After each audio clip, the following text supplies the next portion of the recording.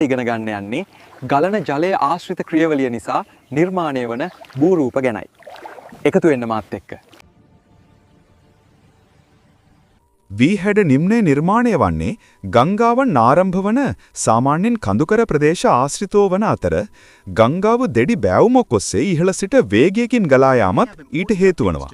ප්‍රධාන වශයෙන් සිදුවන්නේ වේගයෙන් ගලන ජලය ගෙන යන ගල් කැට සහ වැලි ආධාරෙන් ගංපතුල විදීම, සීරීම සහ ගැටීම මගින් ඛාදනය වීම නිසා නිම්නයේ වේගයෙන් ගැඹුරු වී නිම්නයේ දිපස ඇති පස් හා ගල් ජලය නිසා ලිහිල් වී ගුරුත්වාකර්ෂණය යටතේ පහළට කඩා වැටීම නිසා නිම්නයේ බෑවුම් තීණු වීමයි. මේ හේතුවෙන් නිම්නය V අකුරක හැඩයට එනම් ගැඹුරු හා පටු ලෙස නිර්මාණය වේ. ගල්වනද සාමාන්‍යයෙන් ගංගාවේ ඉහළ ගමන් මාර්ගයේදී දක්නට ලැබෙන අතර ගංපතුලේ ඇති කුඩා වලවල් හෝ ගැටිති තුලට ජලය සහ ගල්